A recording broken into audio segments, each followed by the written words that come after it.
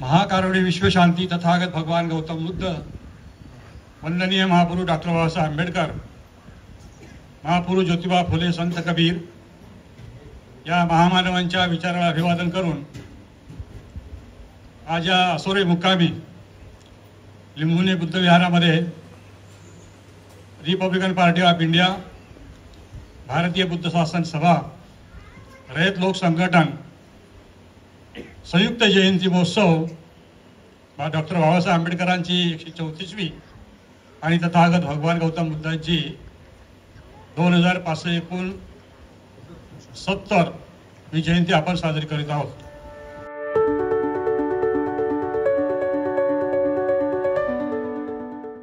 शांतीने नांदणारा हा बुद्धाचा धम्म आहे आणि ह्या विश्वाला तारणारा हा बुद्धाचा धम्म आहे. असतील या जगामध्ये किती जाती आणि धर्म, पण मानवतेत बांधणारा हा बुद्धाचा धम्म आहे. बुद्धाचा धम्म आहे. बुद्धाचा धम्म आहे.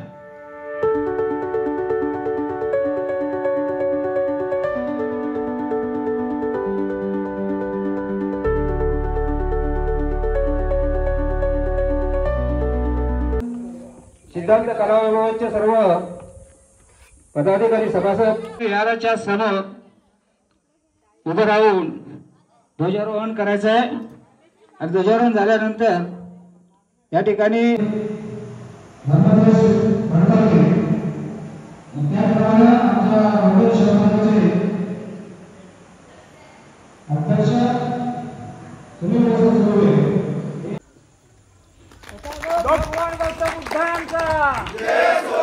तथागत भगवान गौतम बुद्धांचा, डॉक्टर बाबासाहेब आंबेडकरांचा, डॉक्टर बाबासाहेब आंबेडकरांचा, डॉक्टर बाबासाहेब आंबेडकरांचा, भगवान बुद्धांचा, भगवान बुद्धांचा. धन्यवाद.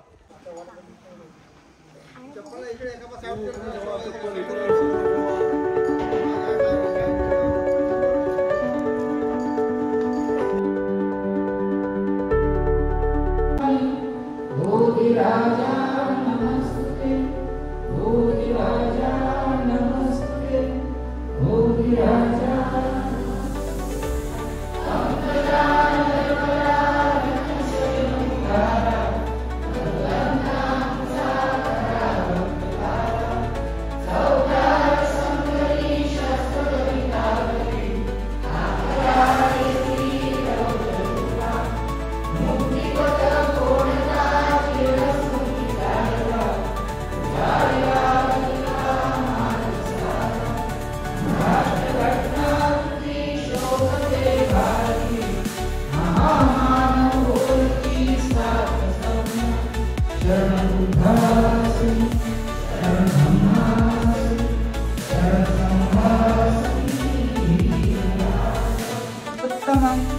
बुद्धेय कलितो दोष बुद्ध खमतु तन्नम यंकिंची रतनं लोके विजाति विविधा कुरु रतनं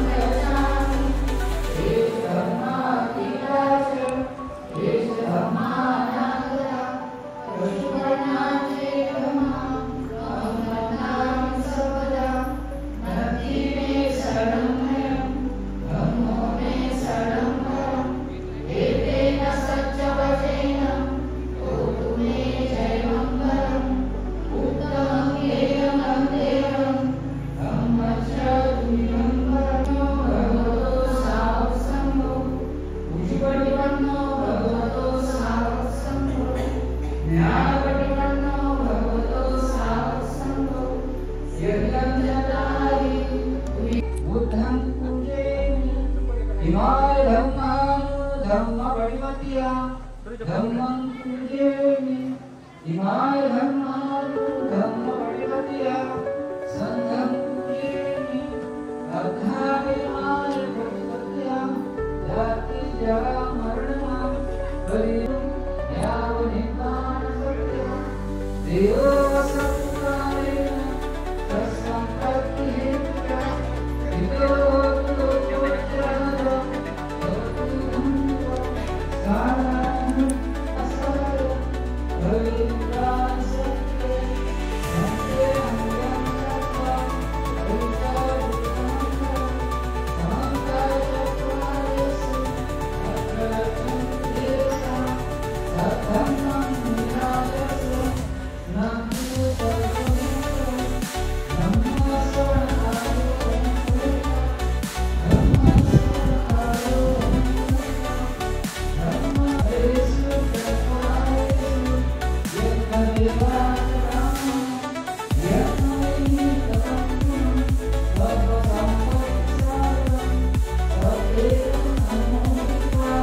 त्याप्रमाणे आजच्या आपल्या अभिवादन सभेचे A few moments later.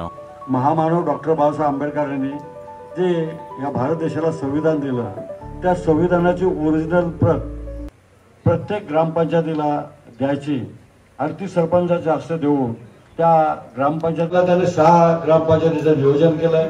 मग ते कुर्ले आहे, जांभारी आहे, आंबरोली आहे, शिवणे आहे, असोळ आहे, अशा त्यांनी ग्रामपंचायती निवडलेल्या आहेत. त्याप्रमाणे कालचा कार्यक्रम जांभारी आणि कुर्लीचा झाला आणि आंबरोलीचा झाला. आंबरोलीच्या आपल्या ग्रामपंचायतचे आपले सरपंच उपसरपंच श्रीकांत लक्ष्मण सुर्वे हे स्वीकारत आहेत. या सर्वांनी टाळ्यांच्या गजरात आपण या ठिकाणी त्या उपसरपंचाची स्वागत करायचं आहे.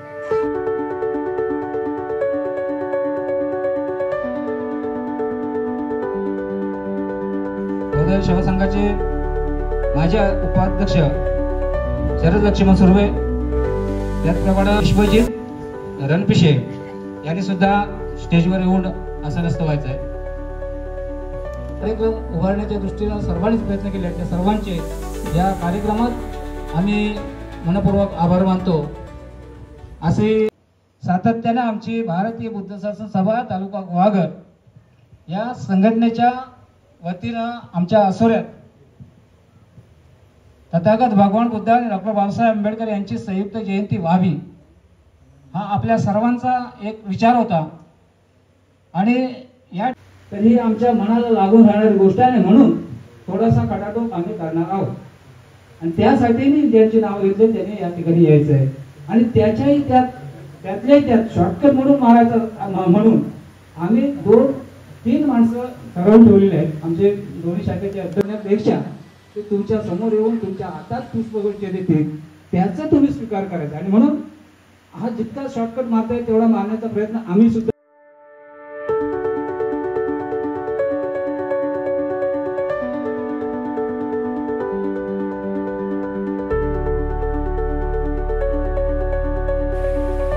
त्यांची प्रमुख वक्ते म्हणून उपस्थिती लाभलेली आहे. त्या संघटनेचे सर्व मान्यवर, मंचावरती विचारमंचावर बसलेले विचारमंचावरील प्रमुख अतिथी तसेच सर्व उपस्थित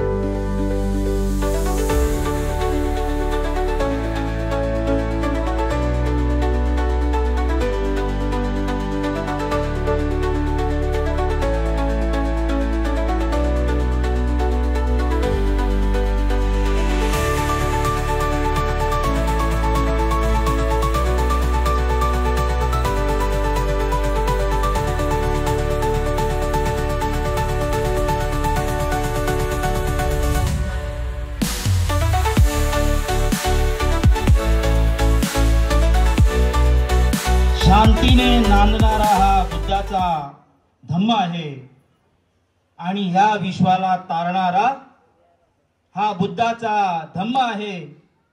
असतील या जगामध्ये किती जाती आणि धर्म, पण मानवतेत बांधणारा हा बुद्धाचा धम्म आहे. बुद्धाचा धम्म आहे. बुद्धाचा धम्म आहे. बंधूंनो, तुमच्यासाठी फक्त 2 गोष्टीची माहिती देतो, ते देणं गरजेचं आहे. ह्या वाडीत 75 घर आहे. 75 घरांचे आहेत.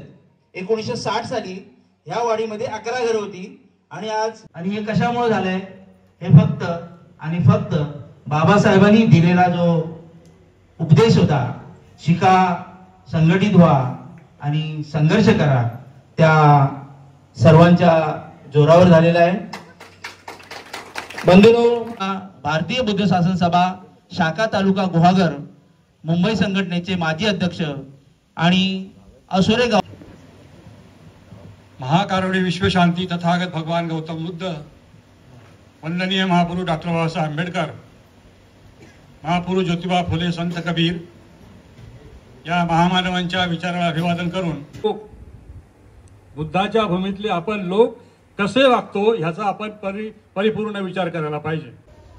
आयडिया करून तुम्ही प्लंबिंगचा धंदा करू शकता.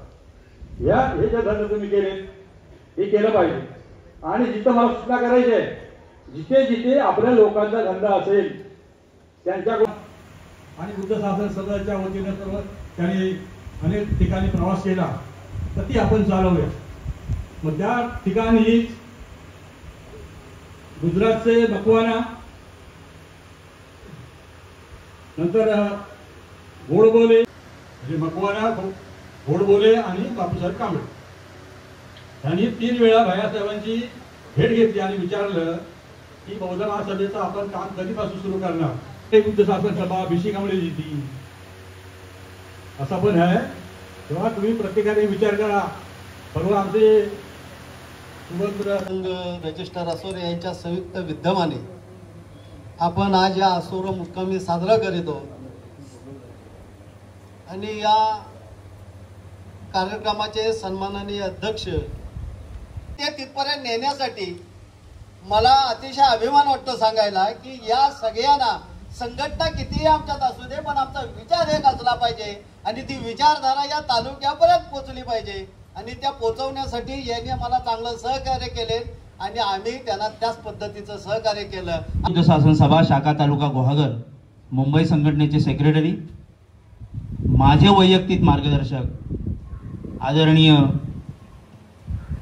सखाराम लक्ष्मण सुर्वे, बुद्ध आणि त्यांचा धम्म ज्या व्यक्तीनं घोळून प्याला, ज्यांनी संघटनेचं काम तळागाळात पोहोचवण्याचं धारिष्ट उरी बाळगलं, विश्वगुरु बाबासाहेबांनी आपला बुद्ध आणि त्याचा धम्म या पहिल्याच पेजवरती सुखो बुद्धा न उपादो सुखा सद्धम्म देशना सुखा संघर्ष सामग्री समगारम तपो सुखो. धर्मामध्ये भिक्खू कुणाला म्हणायचं, भिक्खू कसा असावा हे जसं सांगितलेलं आहे तीच कसोटी कार्यकर्त्यांना सुद्धा आपण लावली पाहिजे. जशीच्या तशी नाही, काही त्याच्यात बदल जर कारण भिक्खूला संपत्ती ठेवता येत नाही. भिक्खू हा अविवाहित. सिद्धार्थ कॉलेजमध्ये प्राध्यापक आहेत आणि ते स्वतः PhD सुद्धा करतायत पाली भाषेमध्ये. आजच्या या आपल्या कार्यक्रमाचे प्रमुख वक्ते आदरणीय विजयजी मोहिते साहेब, मी यांना विनंती करेन की आपण आपला जो विचार आहे आणि आपणास दिलेले जे विषय आहे त्या विषयाला आपण न्याय द्याल अशी मी आपल्याकडून अपेक्षा व्यक्त करतो. आणि आदरणीय विजय मोहिते साहेबांना विनंती करतो की त्यांनी आपलं भाषण सुरू करावं. आणि त्या हजारो वर्षाच्या बॅकलॉगसाठी आपल्याला काही वेळ थोडीशी कळ सोसावी लागणार आहे. परंतु मला माहिती आहे की जयंतीनंतर लोक आणि त्या संदर्भात आपल्या देशामध्ये एक खल झाला होता की काही लोकांचं असं म्हणणं होतं की हे संविधान आपण कुणाला अर्पण करायचं. काही लोकांचं असं म्हणणं होतं की आपण सर्वांचा जो परमपिता परमात्मा आहे त्याला आपण हे अर्पण केलं पाहिजे. काही लोकांचं म्हणणं होतं की आपण स्त्री देवतांना अर्पण केलं पाहिजे. काही ख्रिश्चन मंडळींचं म्हणणं होतं की आपण हे गॉडला अर्पण केलं पाहिजे. मुसलमानांचं असं म्हणणं होतं की आपण अल्लाला अर्पण केलं पाहिजे. परंतु याच्यावरती बाबासाहेबांनी 1 तासाचं भाषण दिलेलं आहे आणि त्याच्यानंतर वोटिंग घेतली गेली आणि या वोटिंग नंतर मतदान घेतलं गेलं. मतदान हे होतं की हे गॉडला की देवाला अर्पण करायचं की माणसाला अर्पण करायचं. आणि पहिल्यांदा जगात असं मतदान झालं की माणूस विरुद्ध देव. कारण नेहरूंनीच त्याला विरोध केलेला आहे म्हणून हा कागदावरती आलेला समाजवाद आहे, तो जमिनीवर येऊ शकला नाही. बाबासाहेब दुसरा एक स्लॅब आणत होते. तो स्लॅब असा होता की विशिष्ट संपत्ती असल्यानंतर उरलेली संपत्ती राष्ट्राच्या खजिन्यामध्ये जमा केली गेली पाहिजे. काय हे बाबासाहेबांचं म्हणणं खरं ठरलेलं आहे का? आज भारतात कोणीही गरीब राहू शकला नसता. जर अशा पद्धतीने स्लॅब आला असता तर विशिष्ट संपत्तीनंतर बाकीची संपत्ती राष्ट्राच्या संपत्तीत जमा झाली असती. ज्यावेळेस इंदिरा गांधी या देशाची पंतप्रधान झाली तेव्हा ती विधवा होती आणि राष्ट्रपती ज्या झालेल्या आहेत द्रौपदी मुर्मू त्याही विधवा आहेत आणि विधवा असताना पण त्या राष्ट्रपती होऊ शकतात. हा मान त्यांना कोणी दिला तर तो भारतीय संविधानाने दिलेला आहे. भारतीय संविधानाने दिलेला आहे की नाही. A few moments later.